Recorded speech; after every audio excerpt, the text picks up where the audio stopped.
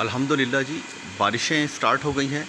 रावलपिंडी इस्लामाबाद में जो पानी की कमी थी अल्हम्दुलिल्लाह वो पूरी हो रही है। लेकिन आज हम आपको बताएंगे कि आप अपने बारिश का पानी जो है वो कैसे सेव कर सकते हैं। ये हमारी छत है जी 12 बाय 12 की। इसका जो ड्रेन वाटर है उसको हमने ज़मीन पे गिराने की बजाय हमने उसको 2 इंच के पाइप से दीवार के साथ ले जाकर हमने ड्रॉप कर दिया है जी अपने मेन टैंक के अंदर। ये देखें, पानी की रफ्तार देखें।